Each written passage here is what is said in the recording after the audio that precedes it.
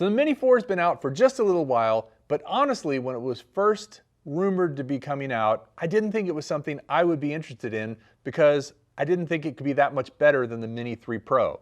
And in a lot of ways, it's not. The Mini 3 Pro is fantastic. The camera specs are fairly similar. There's a lot of similarities between the two. So when I started seeing the videos and the specs for the Mini 4, there were three things that stood out as reasons I should buy it. Let's talk about those three things now. Those three things are, first of all, tracking. This thing tracks like a beast. And we're going to go into tracking, which, do you just draw a square? Oh yeah, I just drew a square around myself. And so there's spotlight, active track, and point of interest. I'm going to turn it on to active track. And I'm going to just go ahead and give it the first basic test.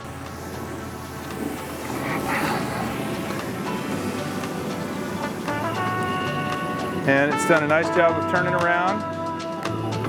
Oh, yeah, take that with you, buddy.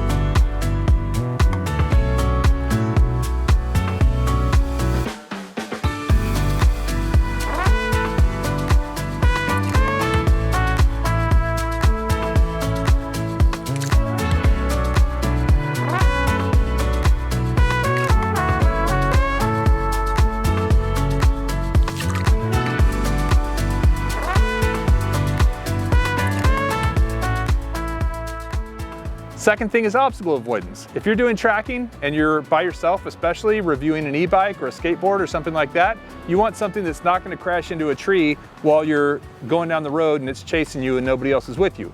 Okay, so we're just looking at the omnidirectional obstacle avoidance. So you can see right now it's picking up that fence in front of it. And if you go over here, it's picking up me. But what happens if I try to go that direction toward the fence sideways, which is to its right? Will it see the fence? So there it goes. Yes, very abruptly stopped, and it sees the fence to the right. Now what if I try to go backwards into the fence? So I'll come forward a little bit, go back down and go backwards. Once again, it hit the point at which it sees the fence and doesn't want to go any further. And then I guess, what if you try to go up into something like a tree branch? Does it have top obstacle avoidance? I don't know if you can see the tree up there, but I'm facing the camera upward. There's definitely a tree above it. So up we go. And it stopped. My finger is still holding the stick all the way up, but it has stopped because it sees the tree above it, and it's beeping like crazy. Coming back down.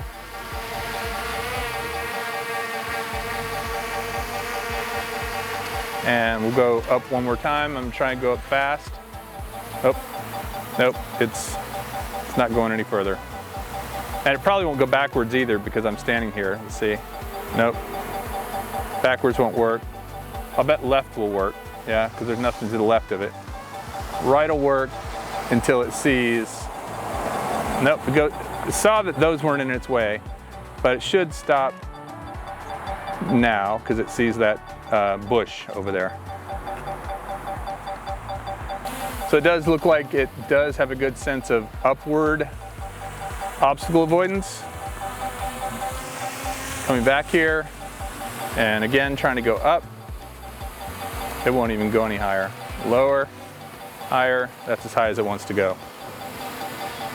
Stick all the way up. Now for bypass, actually I'll stand right in its way.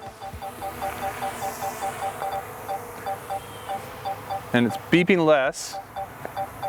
And now I'm going to send it straight towards me.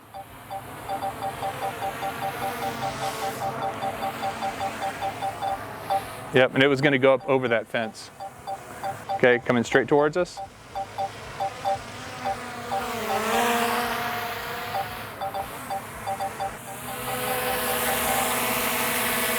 So I'm pulling down on the stick. It must have seen my hand because it paused for a second, but then it said landing and landed on my hand. So the last reason, and probably one of the most important reasons that we ended up buying the Mini 4 is because the batteries are cross-compatible. This is the Mini 4 multi-charger with 3 batteries in it. This is the Mini 3 multi-charger with 3 batteries in it.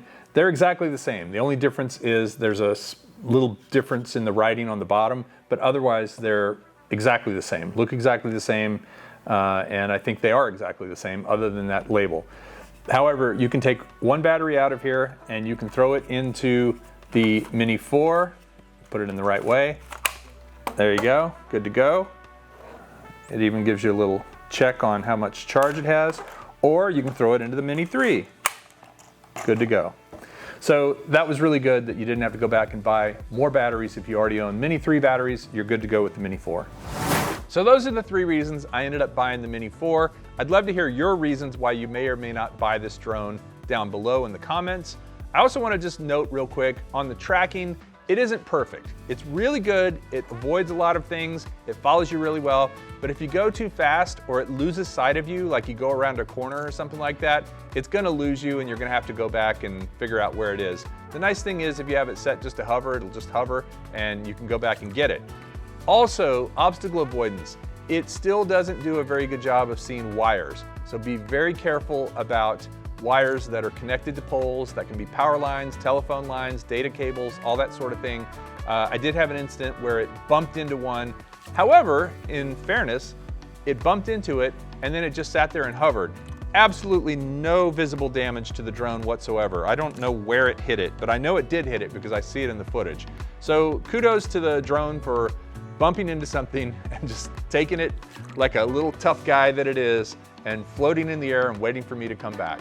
Love to hear your thoughts about the Mini 4, whether you're gonna get one or not. Please comment below, and thanks for watching Ready, Set, Drone.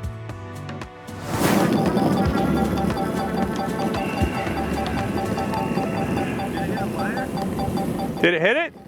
I don't know, I wasn't filming. I heard something. It might have hit a wire. Wow.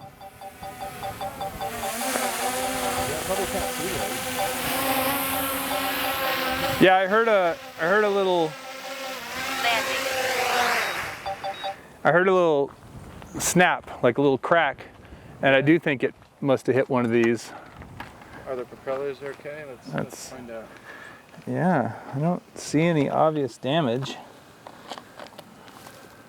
Maybe it was just an abrupt stop.